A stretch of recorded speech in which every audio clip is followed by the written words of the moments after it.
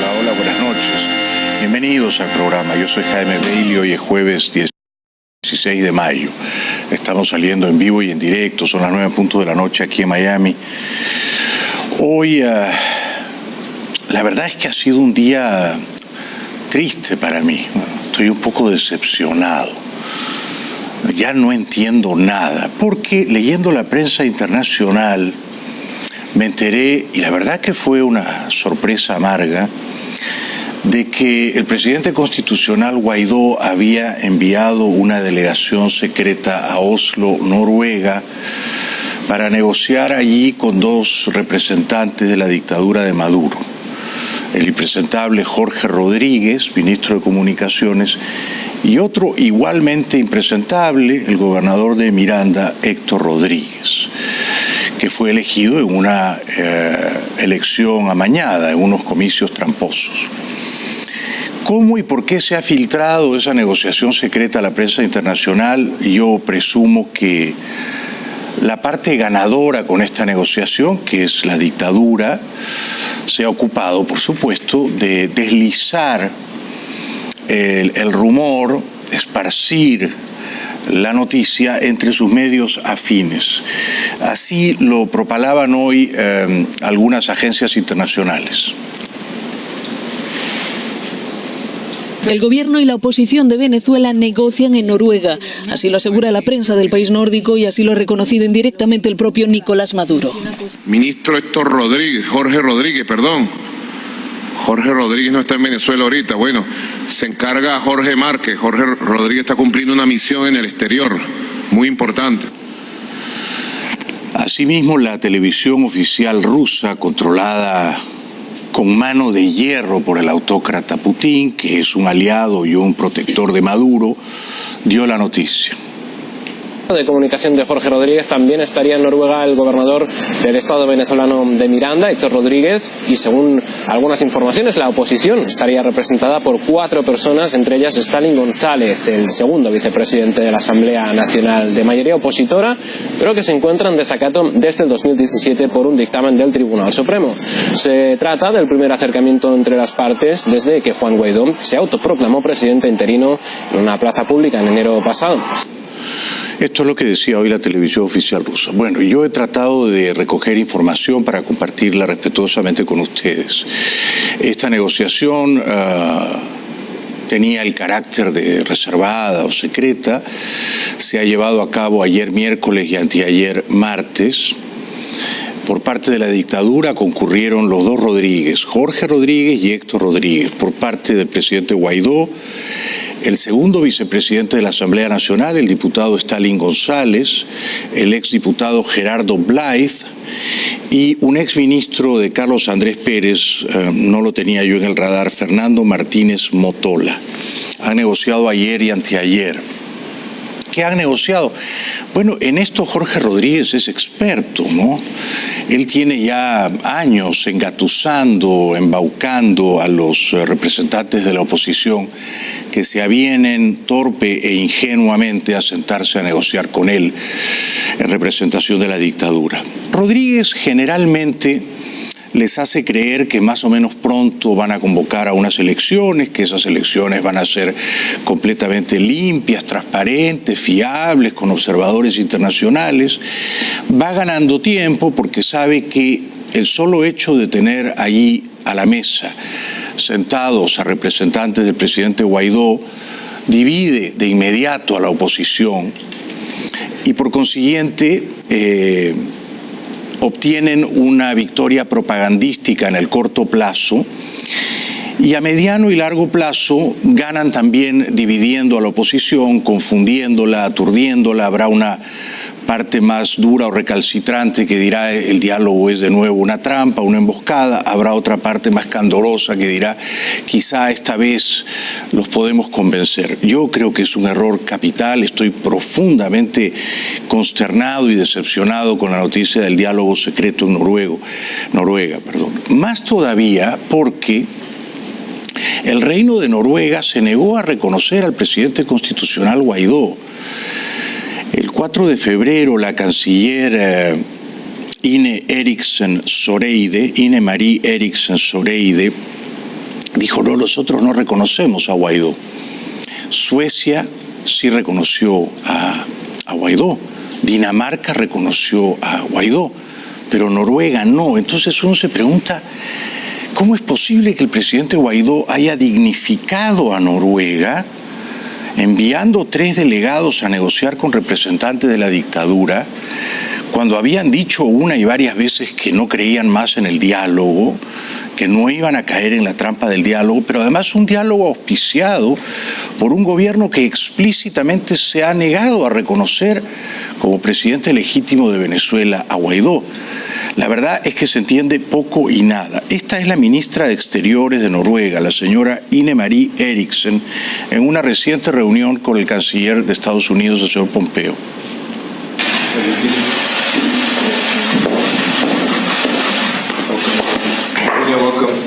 Partido Conservador tiene un corte de pelo extrañamente parecido al mío, parece mi hermana o mi prima, ¿no? El Partido Conservador está en el poder en Noruega desde 2013, cuando Erna Solberg ganó las elecciones.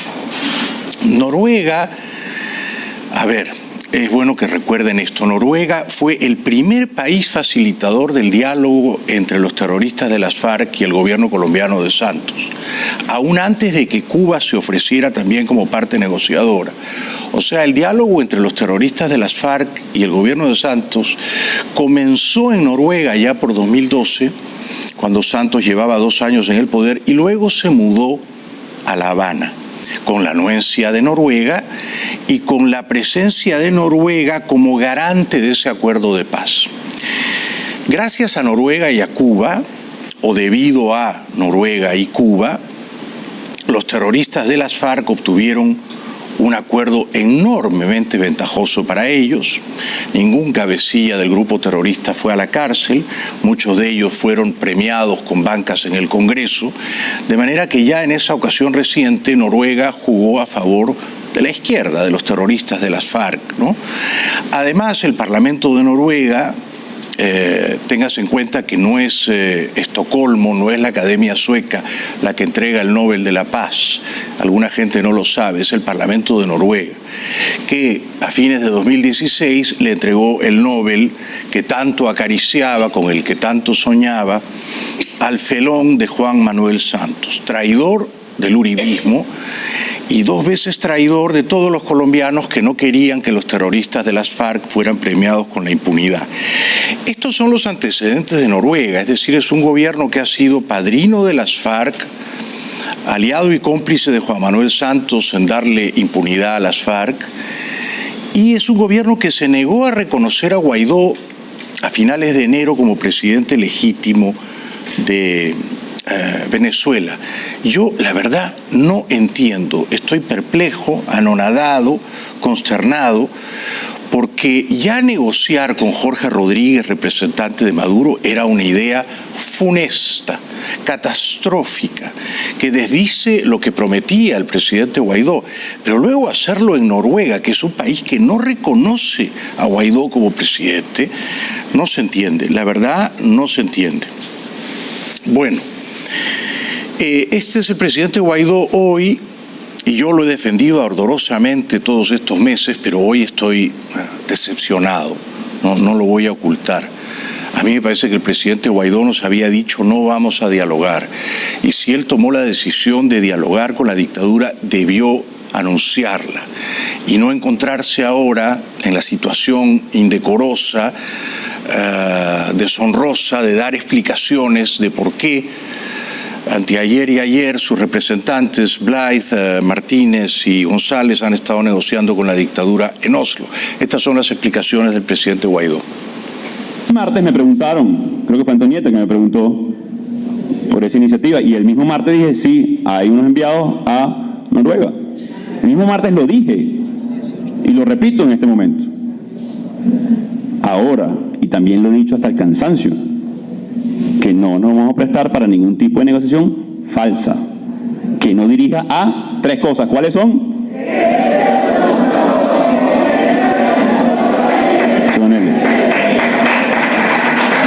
Meridianamente claro. Como hoy a las 2 de la tarde, empezó a retirarme nos vamos a reunir con el Grupo Internacional de Contacto.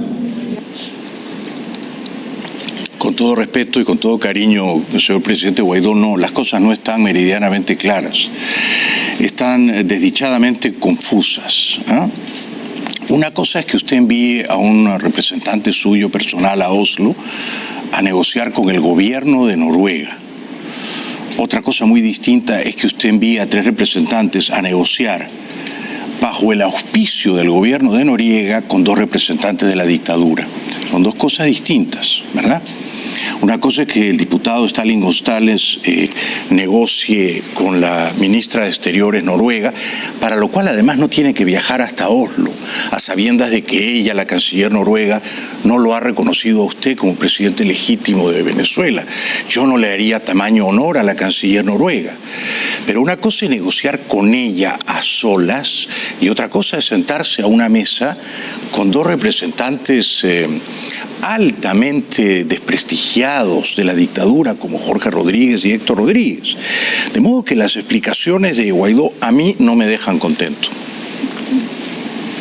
Como ayer hablé también con el enviado para las Américas, Hugo Shorter, de Inglaterra. Como también hablé hace 2 días con el presidente de Canadá, Justin Trudeau. Como también el lunes vamos a tener reunión con el Comando Sur en el Departamento de Estado de los Estados Unidos. Como también se ha hecho una gran labor con el Grupo de Lima. O sea, ¿cuál es la labor que estamos haciendo los venezolanos? Articulando todas estas iniciativas a nivel internacional. Bueno, yo estoy decepcionado. A mí no me gusta camuflar o encubrir mi opinión sincera. Yo estoy decepcionado. A mí me parece que el presidente Guaidó, quizá ingenuamente, es un muchacho, no tiene la suficiente madurez, ha caído en la trampa de la dictadura. No ha debido enviar delegados a Noruega a negociar secretamente con los Rodríguez. No ha debido hacerlo.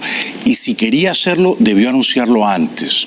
No es lo mismo, como dice él, que él hable por teléfono con el primer ministro de Canadá, o que hable con el Grupo de Lima, o que hable con un emisario del gobierno británico.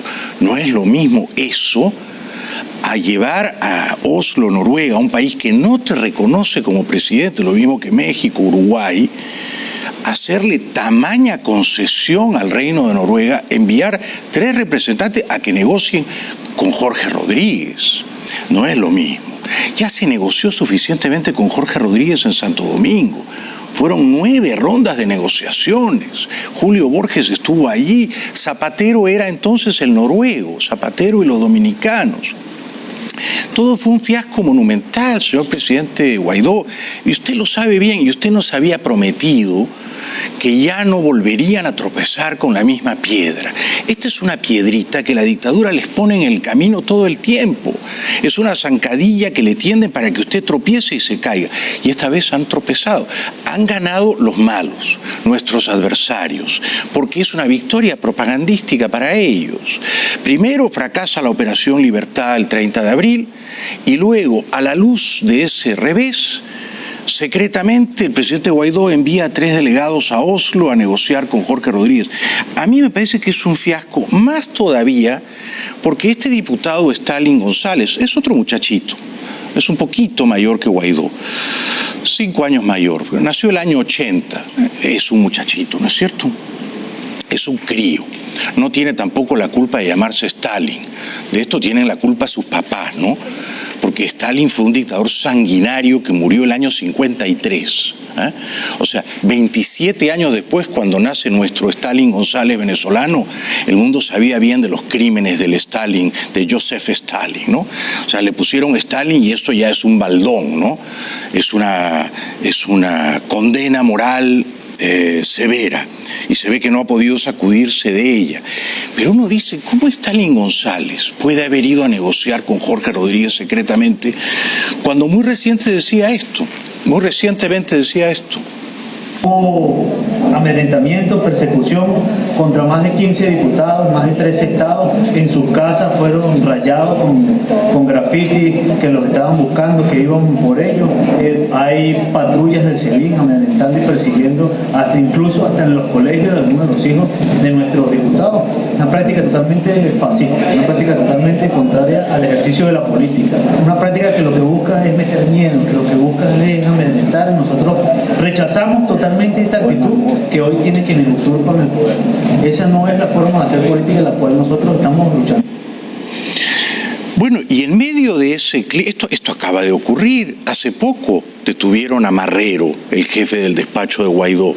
Sigue detenido, que yo sepa. Hace poquito detuvieron a Edgar Zambrano.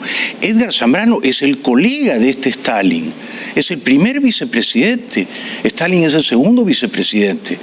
¿Han liberado a Marrero? ¿Han liberado a Zambrano? No. La hija de Zambrano no ha podido verlo desde entonces. Entonces, en ese clima de persecución, de acoso, en ese clima de represalias feroces, de prepotencias crueles, ¿cómo puede el señor Stalin González ser tan desleal con Edgar Zambrano y con Marrero, que están presos, e ir a Oslo furtivamente, a escondidas, a negociar con Jorge Rodríguez? Lo de Edgar Zambrano acaba de ocurrir y el señor Stalin González, el diputado Stalin, estuvo ahí aquella noche que se llevaron a su colega Edgar Zambrano. Como dijo aquí Carlos, que hay un ataque de nuevo a la democracia, a las instituciones, a la separación de poderes, un ataque a los 14 millones de venezolanos que votaron por esta Asamblea Nacional, único poder legítimo que hay en Venezuela. Hoy vemos cómo se están llevando detenidos a un diputado que fue electo por el Estado Lara, que además es el primer vicepresidente de la Asamblea Nacional, es parte de la Junta Directiva, un diputado que tiene inmunidad parlamentaria y que vemos cómo el gobierno desecha la Constitución, o quienes usurpan el poder están desechando la Constitución. Por respeto al diputado Zambrano, digo yo, por respeto al señor Marrero, por respeto además, ¿no?, a los millones de venezolanos que quieren genuinamente un cambio y que repudian el diálogo, porque saben que es una mascarada, un embuste, una farsa. El diputado Stalin González no ha debido ir secretamente a Oslo a negociar con Jorge y Héctor Rodríguez. Yo repudio, condeno esa hipocresía, esa forma de practicar la política con duplicidad moral, tener un discurso público y luego tener un otro discurso privado medio a hurtadillas, por debajo del radar. A mí eso no me gusta, me parece muy mal. Me parece que los venezolanos, 9 de cada 10 venezolanos que sueñan con ser libres, no merecen una dirigencia política así. Porque más o menos recientemente, aunque de esto hace ya algunos meses, el propio diputado Stalin González decía: el diálogo con la dictadura no sirve para nada. Ellos no cumplen con las promesas que hacen en el diálogo. La Mesa de la Unidad llegó a unos acuerdos y se llegaron a unos compromisos que el gobierno no cumplió, y por eso es que no hay resultados en el diálogo. El gobierno no cumplió con los compromisos. Ahora, a lo interno de la unidad hay que hacer la crítica y la autocrítica constructiva de que se manejó mal el tema, de que se ha venido manejando mal, pero los resultados del diálogo no se han producido porque el gobierno no cumplió con los compromisos adquiridos. El tema de la unidad yo creo que hay que trabajarlo, hay que trabajar bien cómo se dicen las cosas. Creo que hay que generar confianza a la gente. Este país necesita que haya un acuerdo político para poder salir de esta crisis. Ahora hay que manejarlo bien y ser transparente en lo que se está haciendo. Bueno, usted no ha sido transparente. Y la verdad, con todo respeto, Stalin, yo no creo que usted sea capaz de convencer a Jorge Rodríguez y por interpósita persona a Maduro y a Cabello de convocar a unas elecciones auténticamente libres y democráticas, con un poder electoral depurado, con unos observadores internacionales confiables, y llevarlos, arrinconarlos, obligarlos a perder abrumadoramente en esas elecciones, a reconocer la bochornosa derrota, la paliza que el pueblo les infligiría, y a entregar pacíficamente el poder. Si usted consigue eso, usted merece el premio Nobel. Permítame dudar de que usted pueda conseguir eso. Usted no va a conseguir eso. Y está engañado si así lo cree. Hoy el presidente Guaidó hacía toda clase de malabares retóricos para defender algo que es difícilmente defendible. De nuevo, repito, yo dejo meridianamente claro, un esfuerzo de Noruega en una mediación que tiene meses, por cierto. Además que es la segunda vez que invitan a representantes ahora, no hay ninguna diferencia en este momento, solo que de alguna manera, a pesar de que el martes lo hablamos, tuvo un rebote a través de no sabemos quién ni con qué intención en definitiva, pero la información hoy nosotros tenemos es la simple invitación, como hoy a las 2 de la tarde, y una vez adelanto vamos a tener reunión con el grupo de contacto internacional que viene a nivel de vicecancilleres y un canciller de los miembros, como tuvimos hace unos días con también el grupo de Lima, como hemos tenido recientemente con los diferentes países, como el lunes vamos a tener con el Comando Sur y el departamento. La defensa retórica del presidente Guaidó es pobre. Nadie se opone a que él dialogue con los amigos y con los aliados. Naturalmente hay que dialogar con los amigos y con los aliados. Por eso desde aquí le hemos pedido que vaya a Washington a dialogar con Trump, que vaya a Ottawa a negociar, a dialogar con Justin Trudeau. Una cosa es negociar con los amigos y con los aliados, y otra cosa es negociar en secreto con la dictadura. Son dos cosas muy distintas, señor presidente Guaidó. Entonces, no hay una equivalencia moral. Usted dice, yo voy a negociar con el Comando Sur, voy a negociar con el Grupo de Lima. Estos son los amigos. Noruega no es el amigo ni es el aliado porque no lo ha reconocido a usted, presidente. Entonces, hay 54 países que lo reconocen a usted y usted elige negociar en secreto con la dictadura de Maduro, con uno de los países que no lo ha reconocido, siendo que los otros países escandinavos sí lo han reconocido. Yo, la verdad, no lo entiendo. Mira, las mismas directrices que hemos tenido con respecto a todas las otras opciones, construir las capacidades para lograr la liberación de Venezuela, que tenemos hoy, de nuevo, tener que responsablemente explorar las opciones que generen, tengo que repetirlo de nuevo, por lo polémico de la opción y por supuesto la reunión que genere menor costo social, estabilidad, gobernabilidad y con la conducta de un proceso de elecciones realmente libre. Bueno, tenemos que ir a la primera pausa. Yo voy a seguir apoyando al presidente Guaidó, pero estoy muy decepcionado de que haya cometido este error. Creo que no debió hacerlo. Y creo que el capital más valioso que tiene un político es su palabra, su credibilidad. Y la palabra del presidente Guaidó estaba empeñada. Él nos había prometido que no iban a seguir dialogando con agentes provocadores de la dictadura. El señor Jorge Rodríguez es un mefistofélico agente provocador de la dictadura. Es un experto en confundir a los negociadores de la oposición. Entonces, la verdad es que es un error capital, tantas veces ya cometido, volver a sentarse con Jorge Rodríguez en Oslo, Noruega, país que no reconoce como presidente a Guaidó.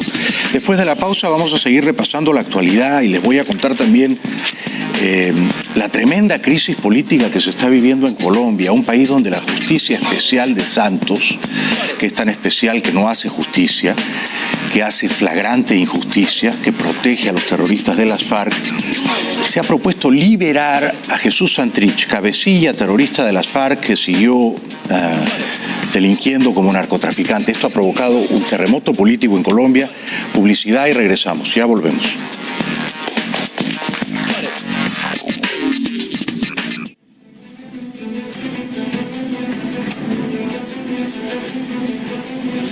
El presidente interino de Venezuela, Juan Guaidó, confirmó que Iván Simonovic se había fugado y su libertad es parte de la operación Libertad, precisamente. Además, confirmó que tiene enviados en Noruega para un diálogo con el régimen, y me encuentro con Alejandro Marcano Santelli aquí en los estudios de Mega News para hablar mucho más sobre este tema. Alejandro, buenas tardes. Buenas tardes, Natalia. Y bueno, ya sabemos, Guaidó confirma las reuniones en Noruega.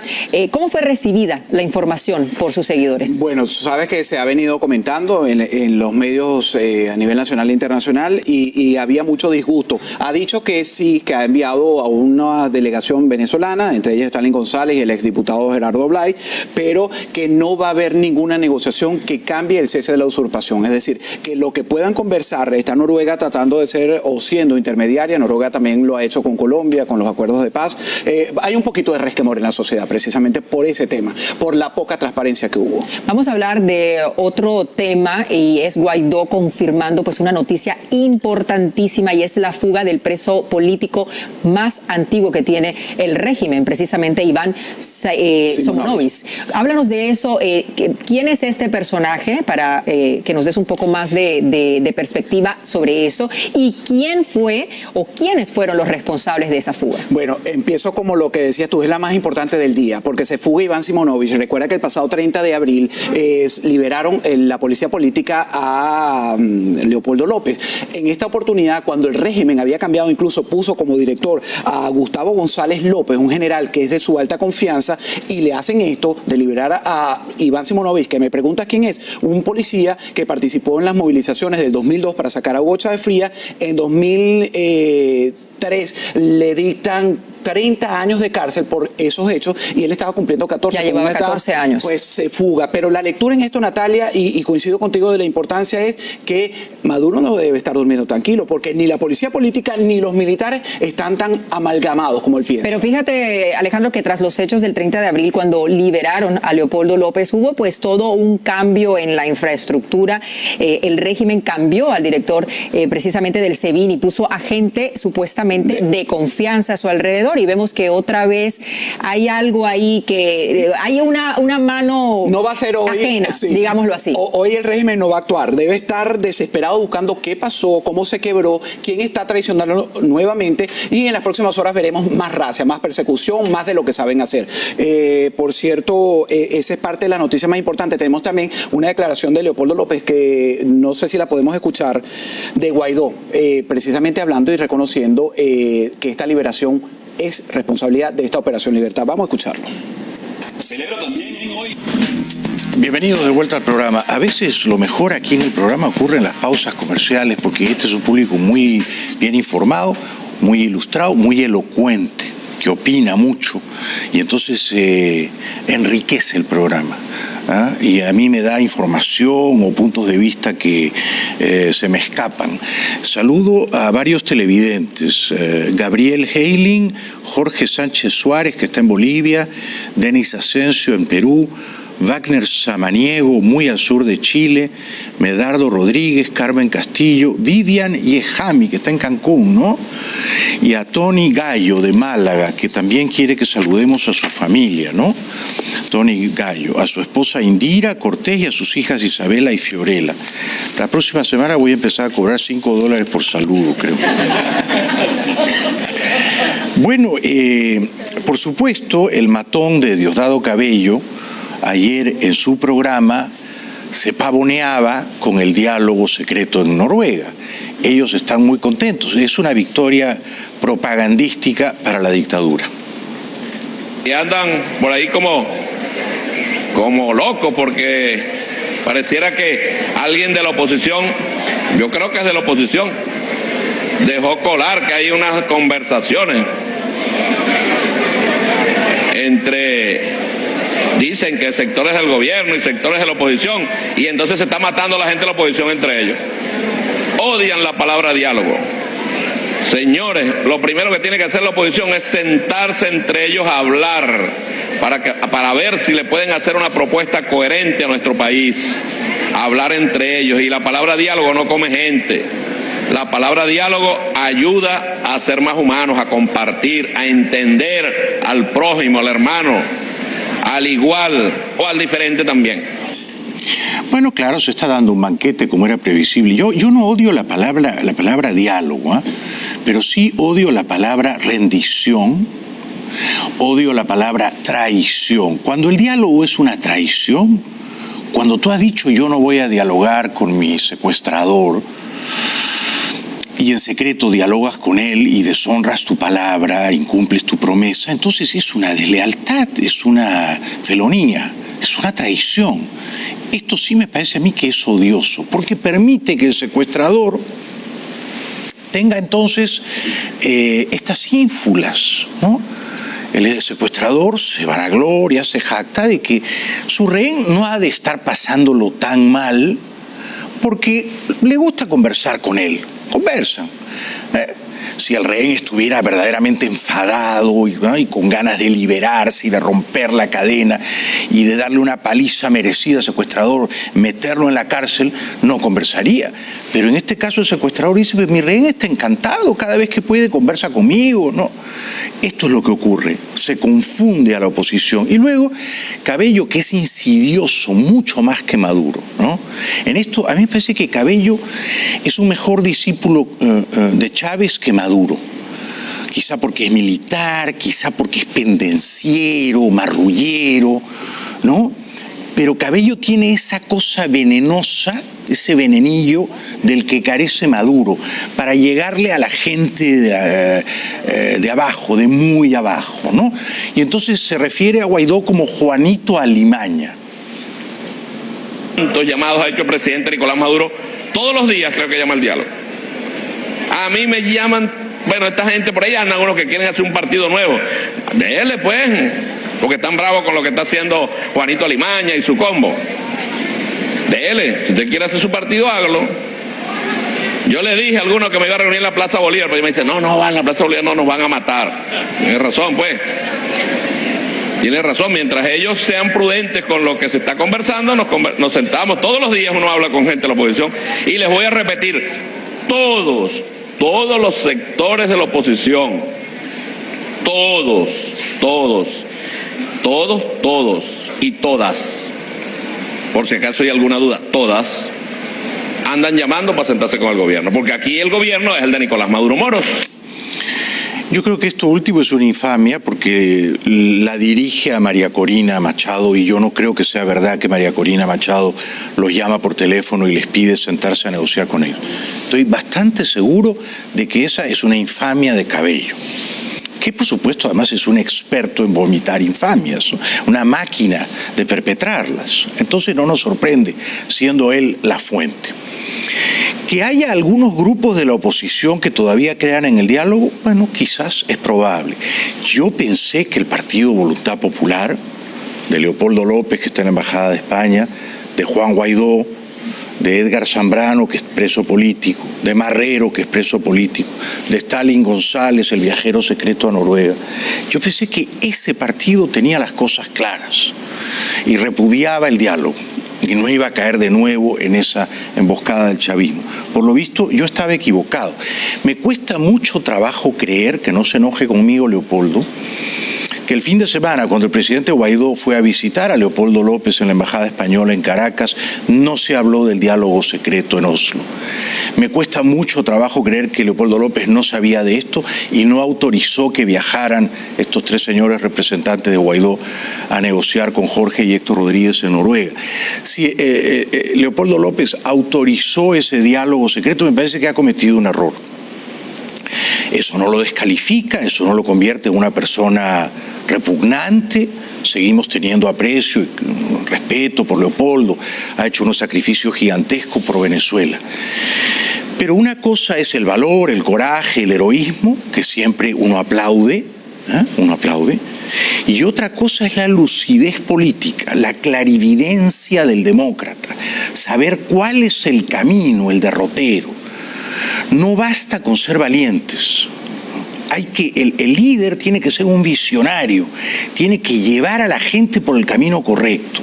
En esto, por ejemplo, Capriles, que a lo mejor es un gran muchacho Capriles, pero Capriles y Julio Borges se equivocaron demasiadas veces, porque creyeron cándidamente en la palabra de Maduro, creyeron que iban a llevar a Maduro a un revocatorio, que Maduro iba a perder el revocatorio y les iba a entregar el poder. Entonces, esa vía, la vía de la negociación, debería estar ya completamente clausurada a la luz del fracaso, de los múltiples fracasos que ha producido.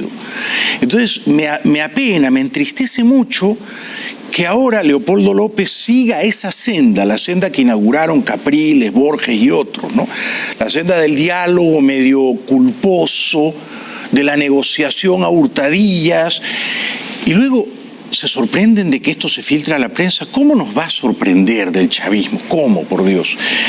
Maduro, el analfabeto dictador Maduro, dice que se va a dedicar a producir cerdos, cochinos, Que yo sepa, se crían los cerdos, no se producen, ¿no? Pero a lo mejor él va a intentar montar una fábrica para producirlo, no sé. Temprano este año estamos empezando en el Plan Pernil 2019. Una meta, elevar la producción de cochino venezolano y la producción de pernil al nivel récord. No vamos a importar más pernil, no vamos a importar más cochino. Todo vamos a producirlo aquí, a producir el pernil, a producir el cochino, a producir la proteína animal. Bueno, habla el rey de los cochinos, ¿no? Pero fíjese que casi todo lo que se come en Venezuela, y lo mismo en Cuba, lo mismo en Cuba, más del 80% en Cuba, más del 90% en Venezuela es importado. Esta es una muestra irrefutable de que son dos estados fallidos. La comida la tienen que comprar afuera y como ya no van quedando dólares, entonces no pueden traer comida. Por eso el pueblo se muere de hambre. Ahora, ¿por qué los empresarios locales no producen comida? Por una razón muy sencilla, porque nadie produce a pérdida. Y el gobierno venezolano es tan estúpido que ha quebrado a todos los empresarios del rubro alimenticio con unos controles de precios completamente idiotas. Entonces, claro, si a ti producir algo te cuesta 10, tú lo quieres vender en 15, pero si producirlo te cuesta 10 y te obligan a venderlo en 3, dejas de hacerlo, ¿verdad? Maduro está furioso con Trump. Usted, señor Donald Trump, es un agresor, un atacante de la libertad de circulación de los ciudadanos venezolanos y de los ciudadanos del mundo a través de los vuelos comerciales. No pueden tocar territorio venezolano. Venezuela es como Marte, no sé. ¿Por qué toman estas decisiones? ¿Por qué la toman? Por odio, por venganza, por frustración, por despecho. Y le hacen daño a los ciudadanos y ciudadanas comunes, sobre todo a la clase media venezolana y a la clase empresarial venezolana. Yo la verdad no creo que el presidente Trump sienta despecho en relación a Maduro. No creo que lo odie tampoco.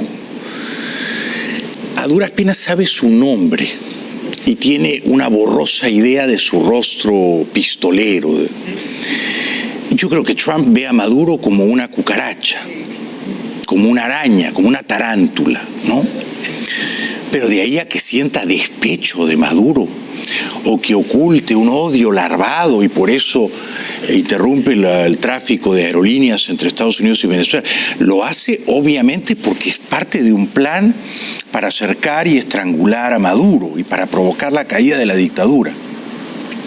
Ahora bien, y tengo que decirles toda la verdad desnuda, es muy descorazonador para los operadores políticos de Washington, de la inteligencia en Washington, ver que el presidente Guaidó, en lugar de ir a Washington y de pedir sin complejos, abiertamente, que el mundo libre entre en Venezuela a libertarla, en vez de hacer eso, manda 3 emisarios secretos a Noruega, un país que cuando Washington llamó y pidió reconozcan a Guaidó, dijo no lo vamos a reconocer, a negociar con Jorge Rodríguez. Porque entonces, si nosotros queremos que el presidente Trump tome la improbable, heroica, épica decisión de usar la fuerza militar para liberar a los hermanos venezolanos, lo que está haciendo el presidente Guaidó con el apoyo de Leopoldo López no ayuda, emite las señales equivocadas. Le hace creer a Washington que mira, mejor tú no intervengas porque quizás hablando entre nosotros nos ponemos de acuerdo y arreglamos esto, ¿no? Por lo visto, Diosdado Cabello anoche estaba encantado con el tema de los aviones comerciales y de carga que ya no van a volar entre Venezuela y Estados Unidos. Y le preguntaba a su audiencia patibularia esto. Hoy Estados Unidos tomó una decisión, parece, transporte allá de Estados Unidos, donde dice que los aviones no podrán volar ni de Venezuela a Estados Unidos ni Estados Unidos a Venezuela. ¿Y quién viaja para Estados Unidos? Levante la mano los que van mañana para Estados Unidos aquí. No hay ninguno, ¿vale? ¿Quiénes van?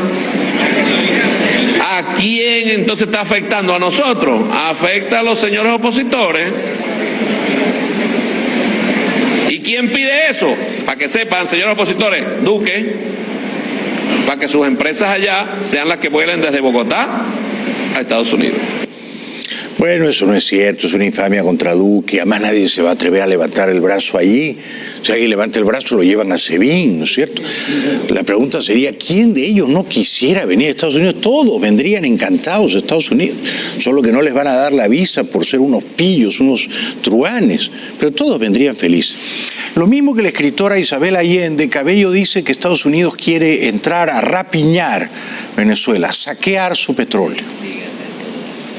Quieren nuestra riqueza, no les importa lo que pasen los venezolanos y las venezolanas. Por eso hay 30 niños esperando por un trasplante de médula con la plata ya en el banco y los miserables no permiten que los niños los operen. Ya se murió un niño. ¿Y qué hace Juanito Alimaña y su banda? Nada, cogerse esos reales de la vida de un niño. Y eso es en todos lugares donde ellos llegan es así, atropellando al pueblo, burlándose del pueblo, acabando con las esperanzas del pueblo. Sintámonos nosotros en verdad que estamos construyendo nuestro socialismo, donde a nosotros nos duelen los niños enfermos, nos duele la madre que no tiene casa, nos duelen los niños que no estudian, nos duelen los abuelos, a ellos no les duele nadie. La verdad que hay que tomar una pastilla contra las náuseas antes de ver a Cabello, ¿no? Me provoca arcadas, Cabello, ¿no? ¿Cómo juega con el sufrimiento de los niños de su país? ¿Cómo trafica políticamente con la muerte de los niños en su país? Esos niños se mueren por culpa de la dictadura chavista, porque no hay comida, porque no hay atención médica. El país entero está quebrado, en la bancarrota, en la absoluta ruina, en la miseria más abyecta. De esto no tiene la culpa Estados Unidos, tampoco Guaidó y la oposición. Ellos han quebrado a Venezuela, se lo han robado todo.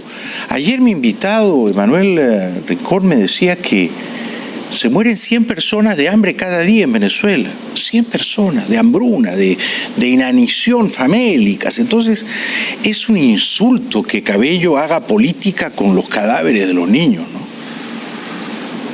A ellos no les duele nadie.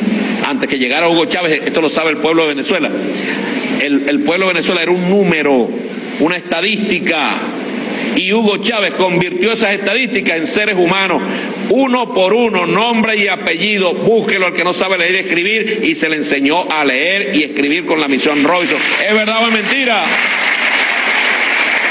¿Qué muestra de amor más infinito que esa?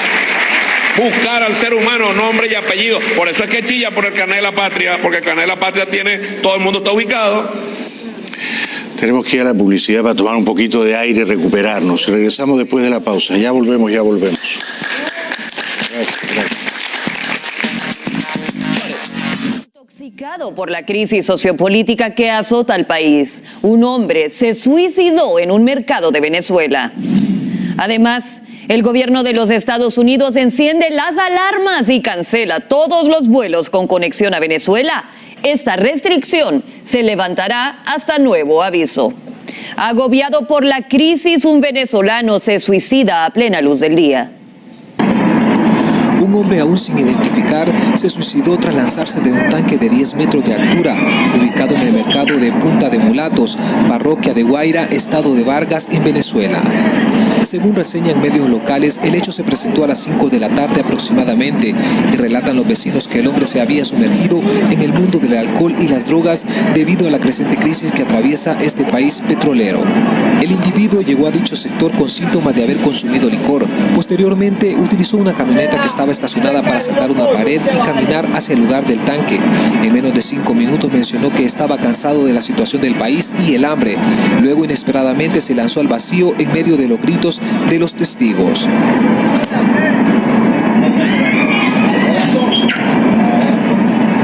Venezuela ha sido sacudida por la crisis política que ha desatado protestas, hambre y violencia desde hace muchos días, cuando el dictador Nicolás Maduro juró por un segundo mandato tras un voto ampliamente cuestionado. Las tensiones aumentaron cuando Juan Guaidó, quien encabeza la Asamblea Nacional de Venezuela, se declaró presidente interino el 23 de enero, una medida que fue apoyada por Estados Unidos y muchos países europeos y latinoamericanos. El Departamento de Seguridad Nacional de Estados Unidos anunció este miércoles que suspende todos los vuelos comerciales de pasajero y carga entre Estados Unidos y Venezuela por un tiempo indefinido. A propósito de esta suspensión de los vuelos, Maduro ha reaccionado. Continúan las tensiones entre Estados Unidos y Venezuela luego de que Juan Guaidó y la oposición intentaran derrocar al dictador. Ahora, durante el pasado miércoles, Estados Unidos emitió una prohibición de aviones con matrícula estadounidense volar en territorio venezolano, argumentando medidas de seguridad, por lo que Nicolás Maduro reaccionó ante tal decisión. Han prohibido la semana pasada, después de la derrota del golpe de Estado, 24 horas después prohibieron los vuelos comerciales que funcionaban entre Venezuela y Estados Unidos muy bien. ¿Quién viajaba en esos vuelos comerciales? Venezolanos que viven en Estados Unidos y vienen a Venezuela. Suspendiendo esos vuelos le hizo daño a esos venezolanos. ¿Qué ganó el gobierno de Trump suspendiendo los vuelos comerciales? Nada, se hicieron daño a sí mismos.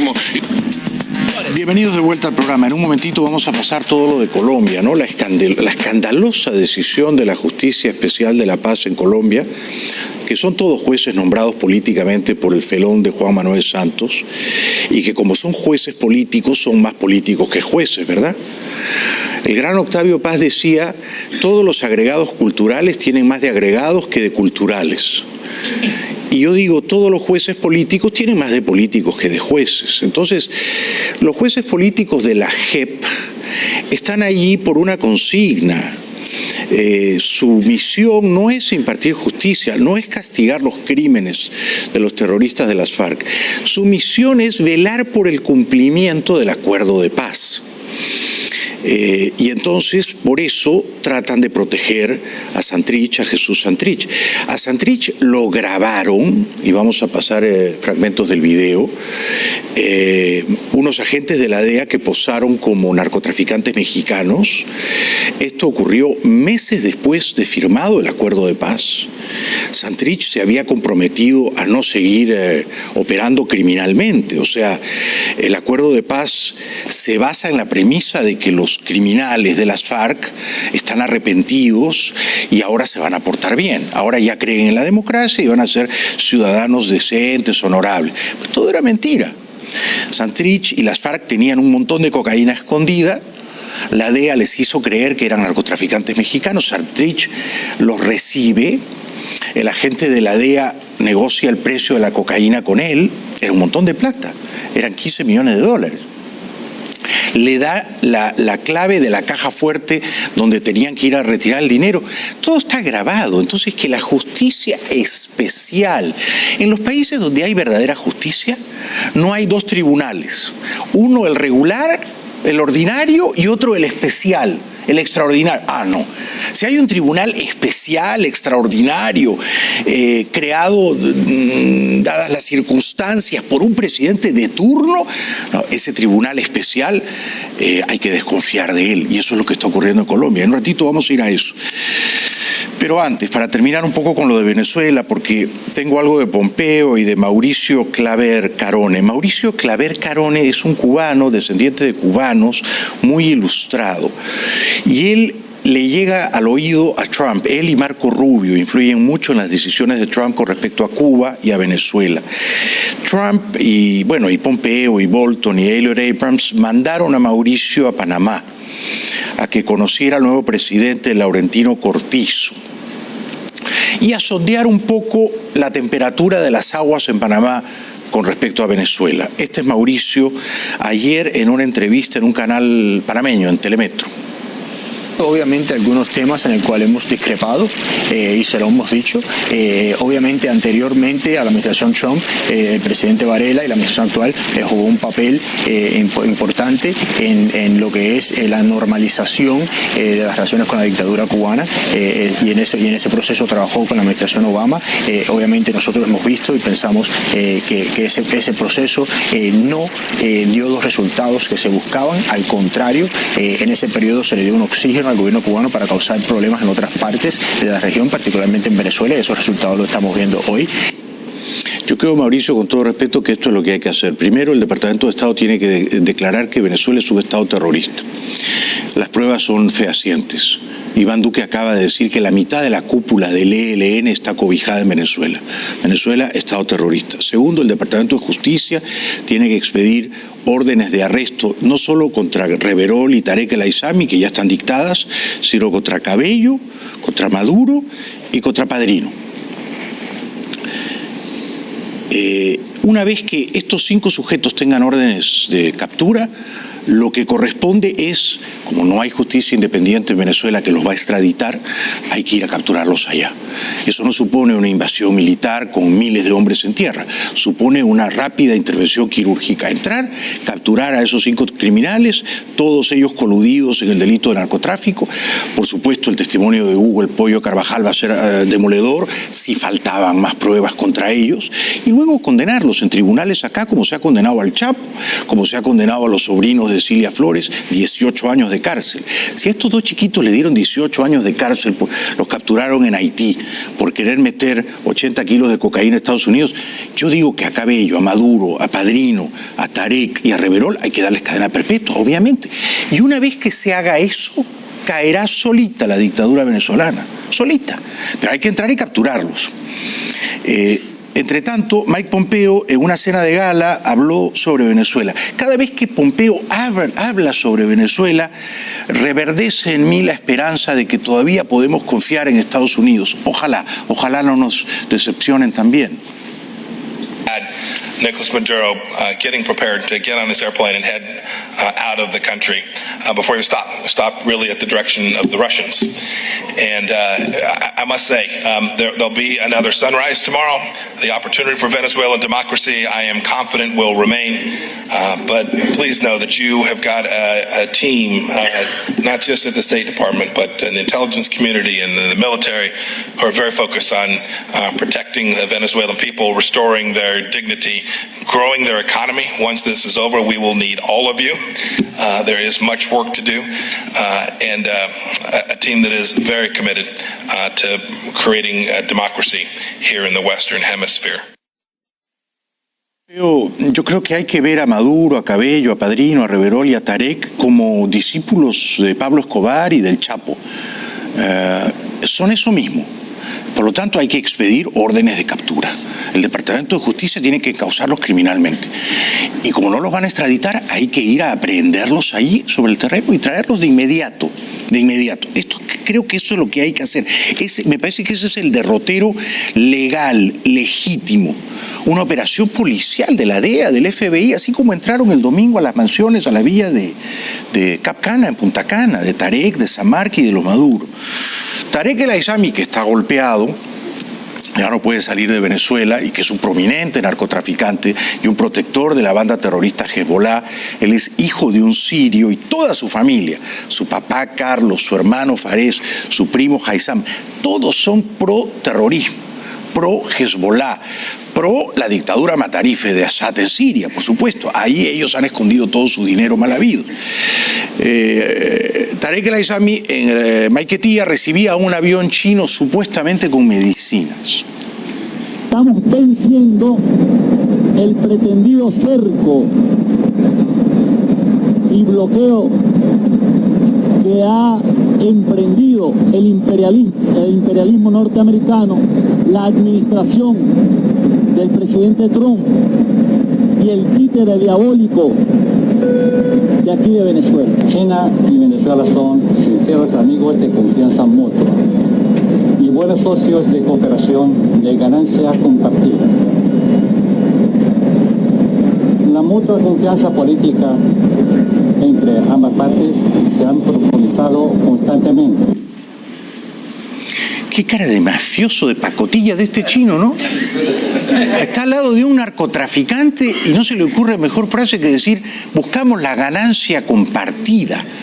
Vergüenza para usted, señor chino, pequinés, mandarín. Seguro que después se va con Tarek El Aissami a darse una cena opípara, ¿no? Estos chinos son unos mafiosos, ¿no? Unos mafiosos. Ganancia compartida.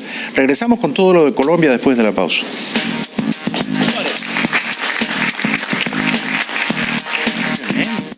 Del Norte, Irán y Venezuela, 3 países que desde hace mucho se han definido como rivales acérrimos de los Estados Unidos, decidieron la semana pasada que podían enfrentarse al presidente estadounidense Donald Trump y a sus amenazas. Al parecer, no les causa ni frío ni calor. Entre tanto, representantes del gobierno de Nicolás Maduro y la oposición han iniciado contactos en Noruega para intentar solucionar la crisis en Venezuela, según ha confirmado el embajador venezolano ante la Organización de Naciones Unidas, Jorge Valero, declarando ante los medios de comunicación que sí hay conversaciones entre el gobierno bolivariano y los sectores democráticos de la oposición. El embajador de Venezuela ante la Organización de las Naciones Unidas asegura que el país no busca una guerra con Estados Unidos. El embajador del disputado gobierno de Venezuela ante la ONU, Samuel Moncada, reiteró el llamado al diálogo a Estados Unidos y advirtió que las acciones violatorias del derecho internacional sobre la sede diplomática de su país en Washington puede sentar un grave precedente. La legación diplomática está ocupada desde hace más de un mes por activistas de CODEPIN, una organización estadounidense que apoya el gobierno de Nicolás Maduro, quienes se niegan a abandonar el edificio. El 13 de mayo, autoridades de la ciudad de Washington y de la unidad de servicio secreto que resguardan las embajadas entregaron a los activistas dentro de la embajada una orden de desalojo. Moncada indicó que si la situación con la edificación diplomática no se puede resolver en el marco del artículo 45 de la Convención de Viena, que establece que aún en caso de guerra el país anfitrión tiene que proteger las instalaciones diplomáticas, Venezuela podría llevar el asunto a la Asamblea General de la ONU y a la Corte Internacional de Justicia. Desde la clandestinidad, el diputado Freddy Superlano manifestó que las reacciones que ha tomado el régimen de Nicolás Maduro en contra de los diputados viene como acción desde la oposición que ha tomado las riendas de la Asamblea Nacional. Expresó que lo ocurrido el pasado 30 de abril ayudó a demostrar que hay una fractura dentro de la dictadura. La embajada de Venezuela en Estados Unidos fue retomada por representantes del presidente Juan Guaidó.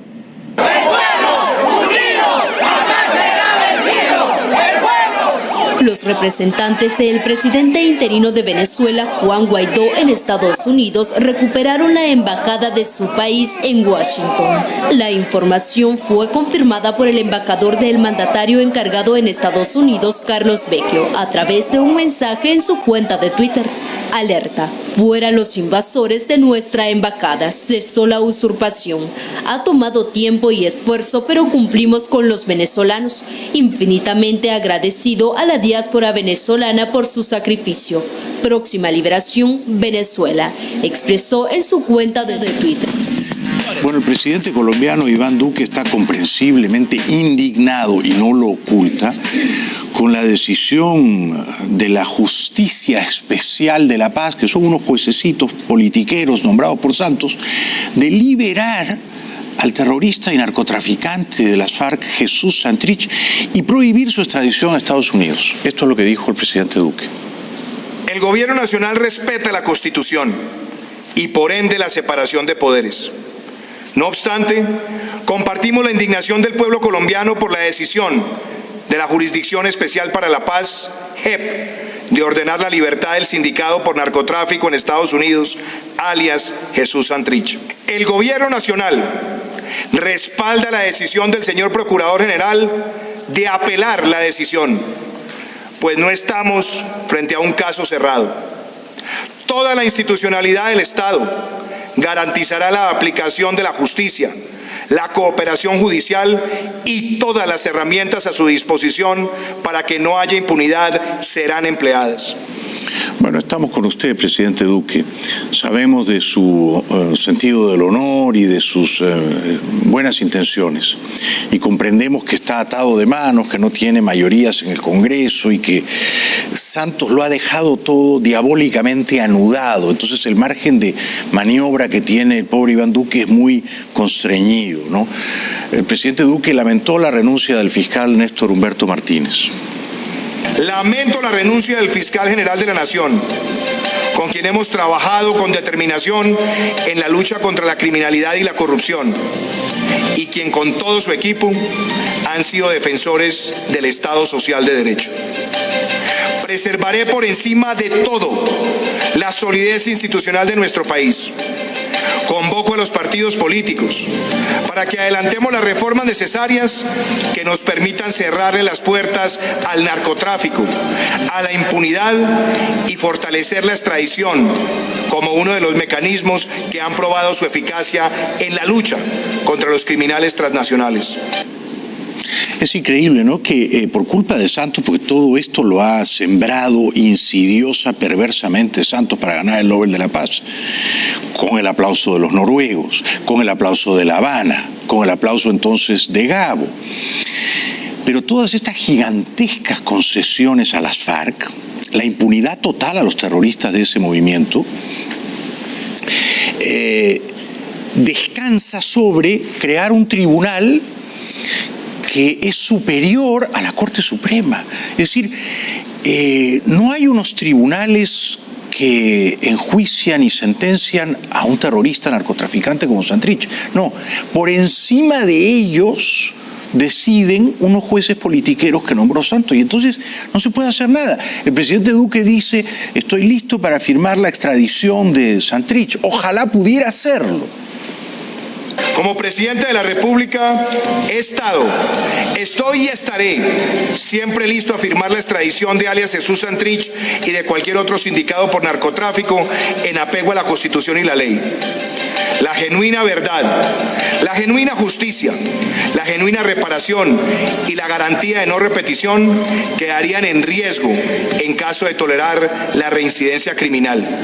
La justicia debe estar siempre, siempre al servicio de las víctimas y no de los victimarios. Muy bien dicho, porque lo que ha hecho la justicia especial, esa que creó Santos, es proteger al victimario, proteger al verdugo, al carnicero, a Santrich, terrorista, y luego, ya jubilado como terrorista, narcotraficante, porque tenía escondida una cocaína que quería vender, ¿no es cierto?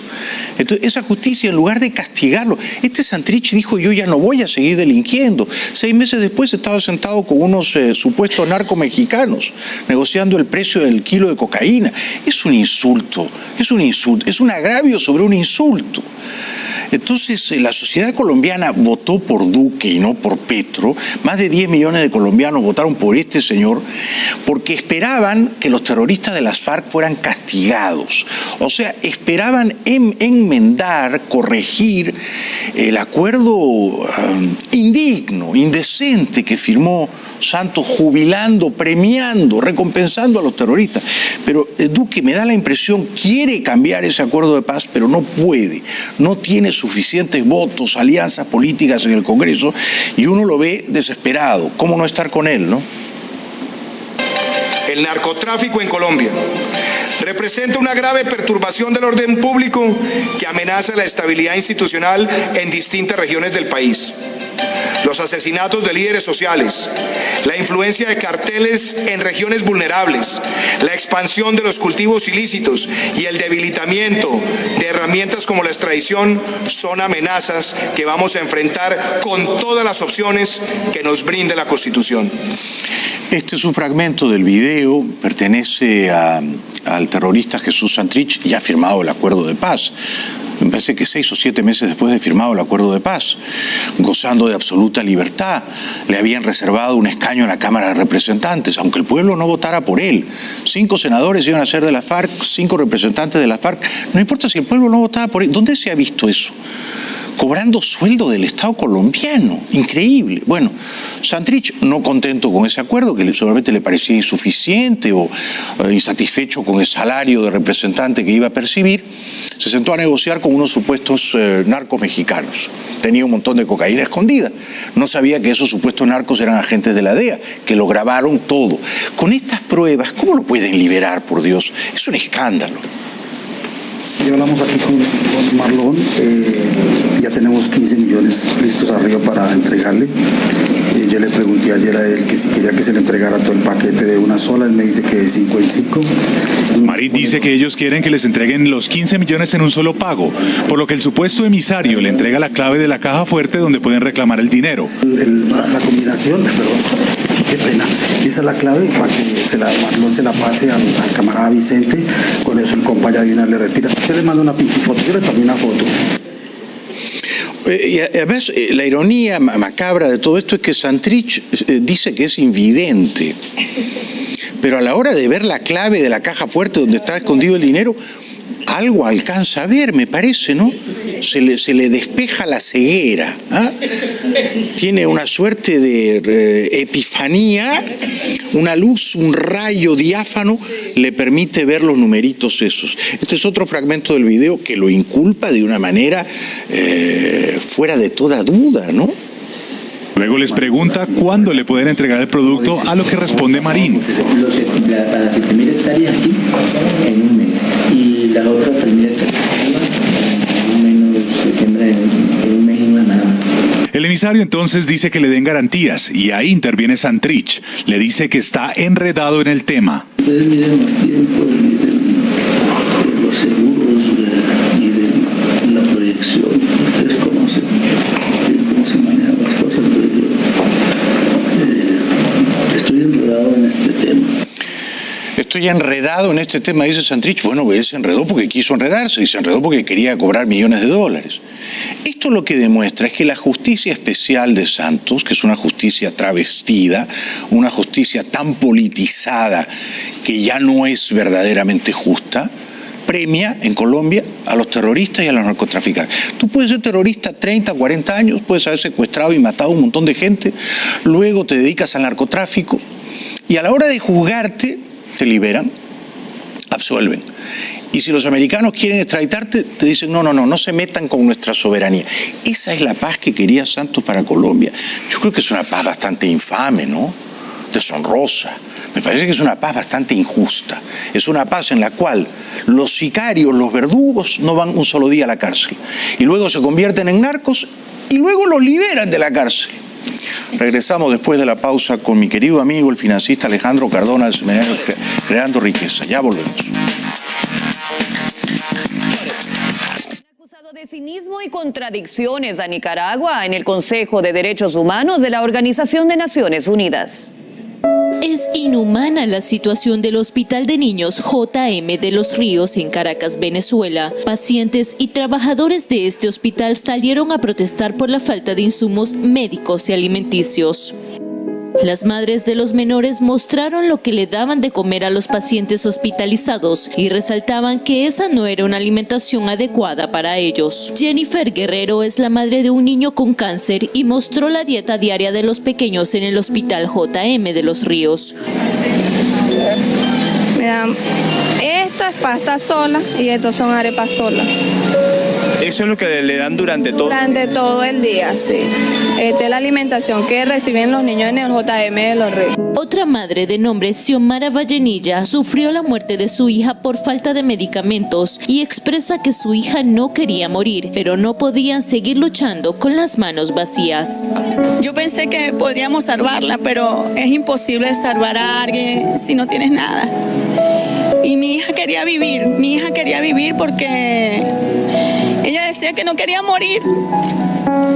Y los médicos la conocen, pues la conocían y eso, pero es que no hay insumos. Y además han asegurado que la presentación del gobierno de Nicaragua ante el Consejo de Derechos Humanos de la ONU estuvo lleno de cinismo.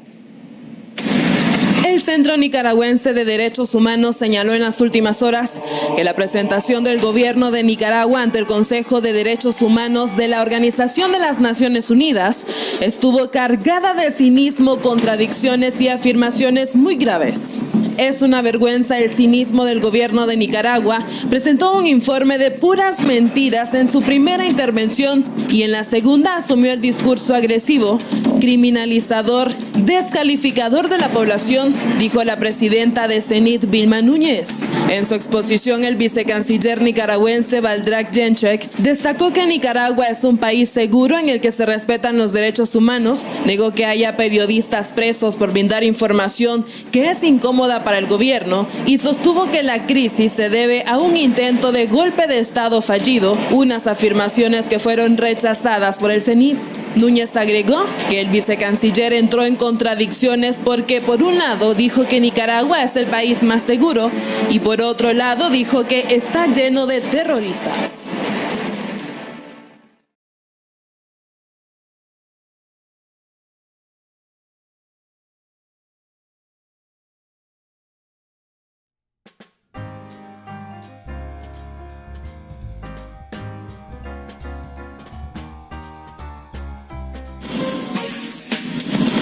Bienvenidos de vuelta al programa. Regresa esta noche al programa el conferencista, financista colombiano, afincado aquí en Estados Unidos con gran éxito, el creador del seminario Creando Riqueza, don Alejandro Cardona. Un aplauso para él. Gracias.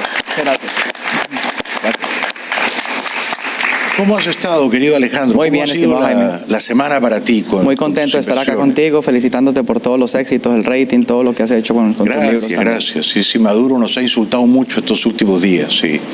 Estás haciendo bien tu trabajo.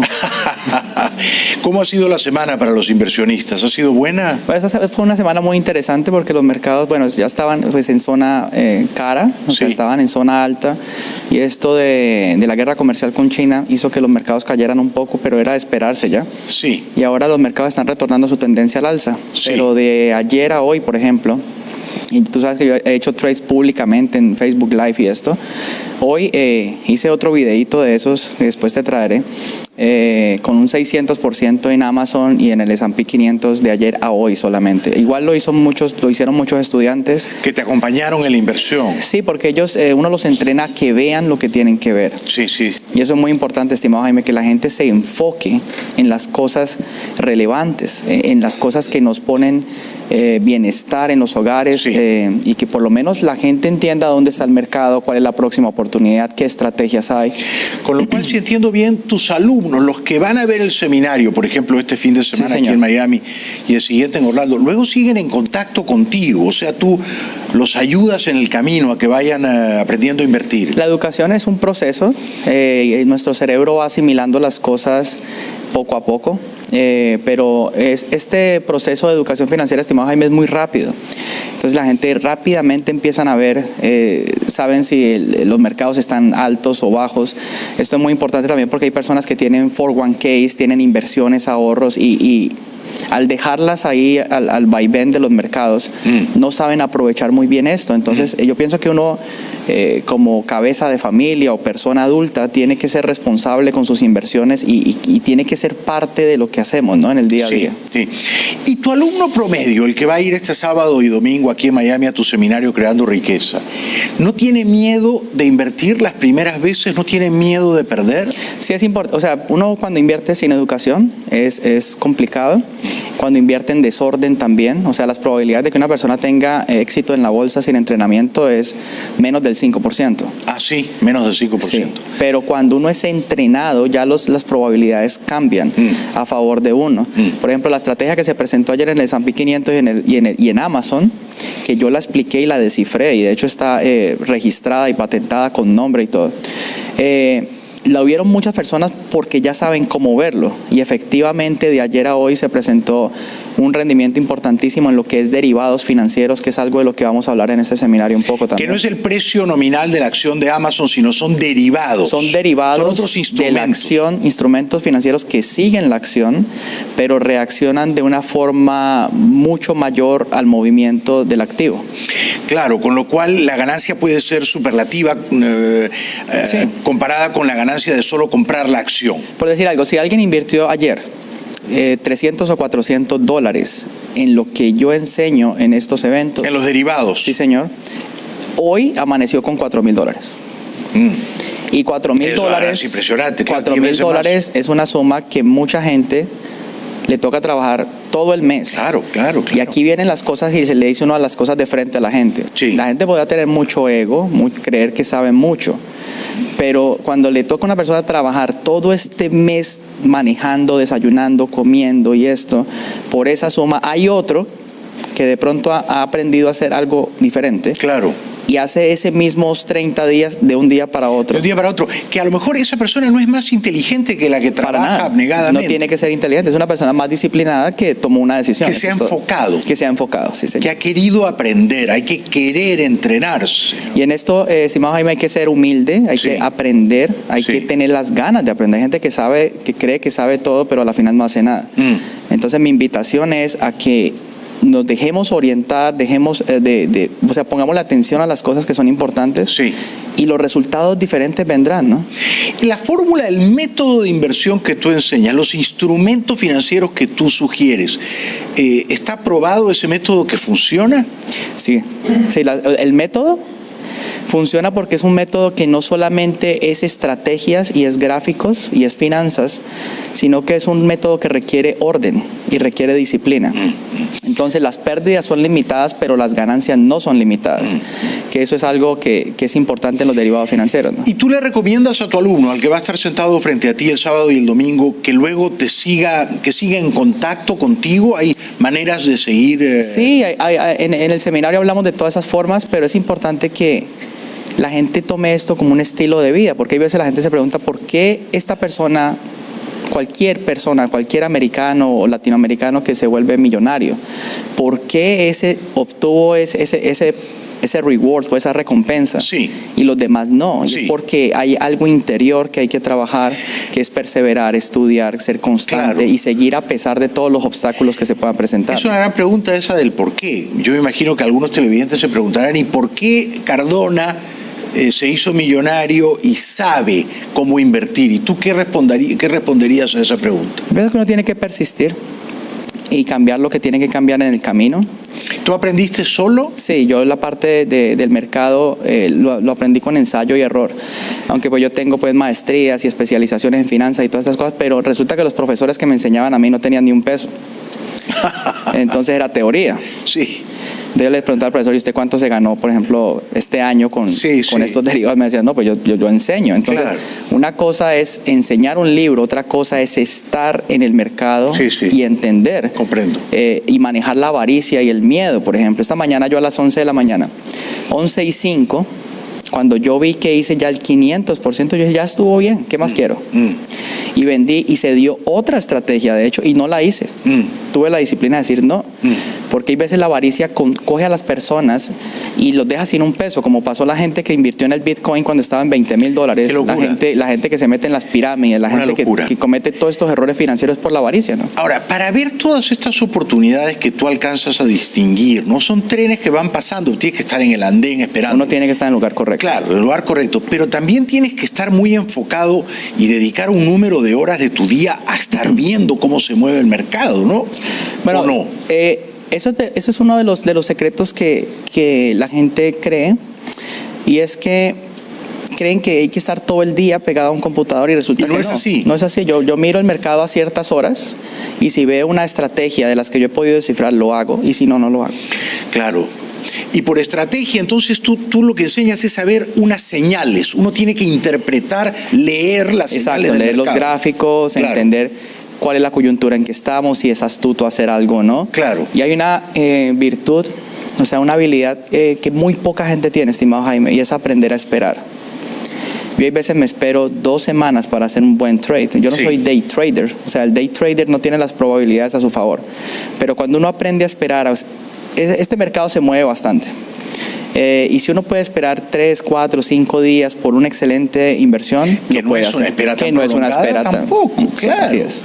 Claro, o sea que la paciencia es crucial y la paciencia, la persistencia. Sí, es mucho de la personalidad, y en eso nosotros como latinos tenemos la responsabilidad de cambiar la generación, porque si uno ve hacia atrás, la gente es muy parecida, los mismos errores, la misma pobreza, la misma falta de educación. Sí. Hay que cambiar eso y empezar a cambiar la estructura de la forma en que nosotros generamos los ingresos, ¿no? Sí, eso está en el ADN, ¿no? Yo pienso que tu mami, por ejemplo, te dio un gran ejemplo, o sea, de hacer ciertas cosas con el dinero que las demás no. La gente despilfarra, hace un montón de cosas, pero si nosotros nos enfocamos y aprendemos a construir eso, todo el mundo quiere ser rico, pero nadie quiere pasar por el proceso. Sí. Y es importante tomar esa decisión por el bienestar de los hijos y de las generaciones que vienen. Claro, claro, y convencerse uno mismo de que no está condenado a ser pobre, ¿no? Así es, sí, estimado.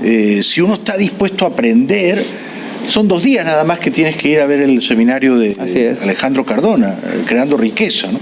Y lleva como 12 años haciéndolo. Este seminario tiene 12 años. 12 años.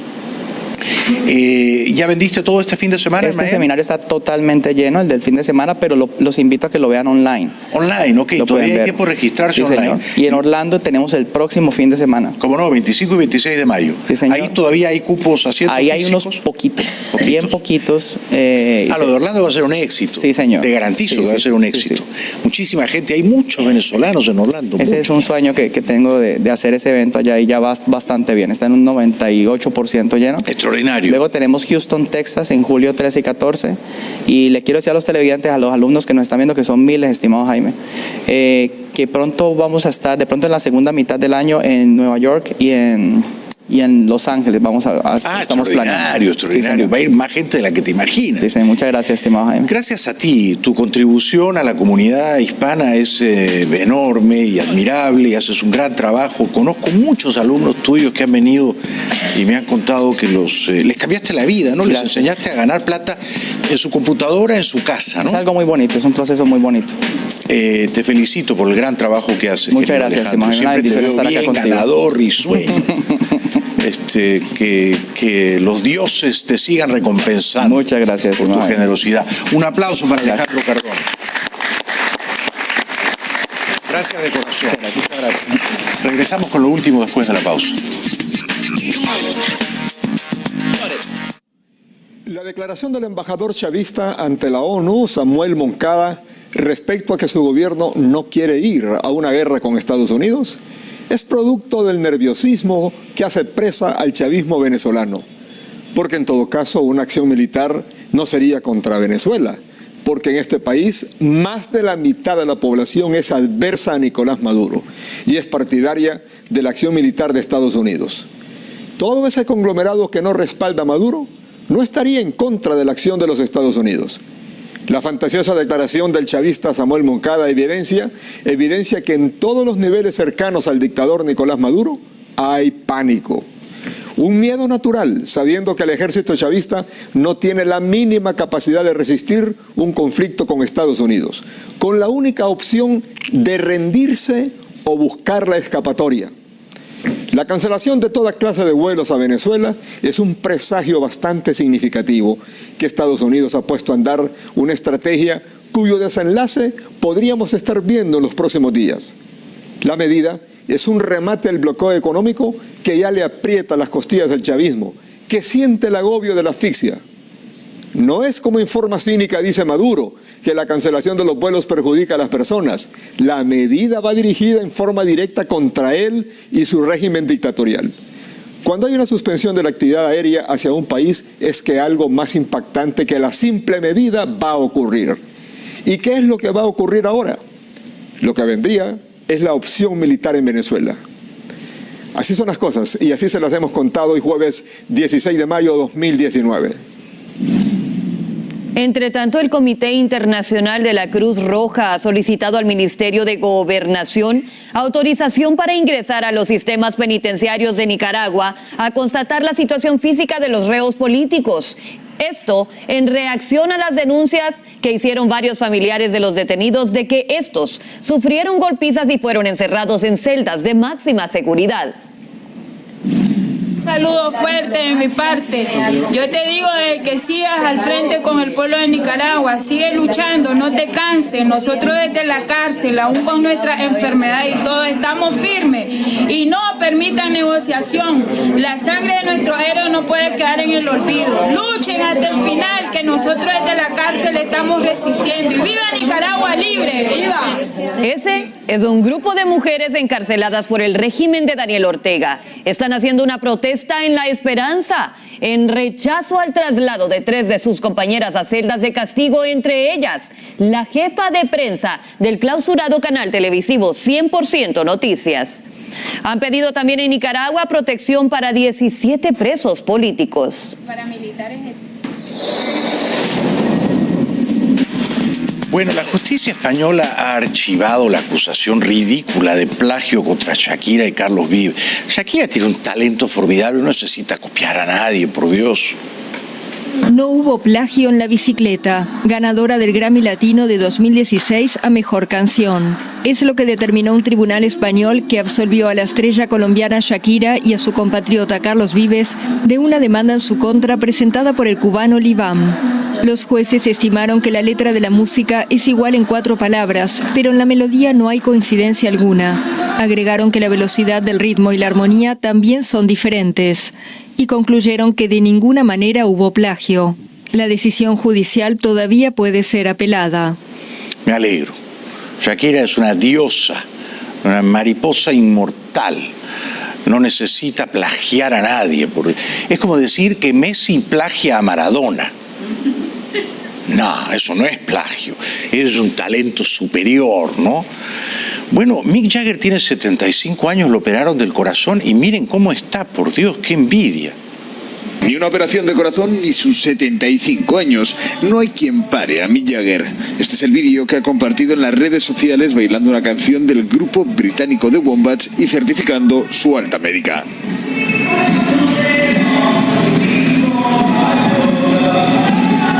Los Rolling Stones tuvieron que suspender la parte americana de su gira No Filter que comenzó en Alemania en septiembre de 2017. A pesar de las cancelaciones, 1,5 millones de personas pudieron ver a sus ídolos en una serie de conciertos con la que se obtuvo una recaudación próxima a los 200 millones de euros. Este hombre ha hecho un pacto con el diablo, ¿no? Qué raro. Y además dice que ya no se droga. O sea, si yo me pongo a bailar así, me rompo 3 huesos, por lo menos. Regresamos después de la pausa.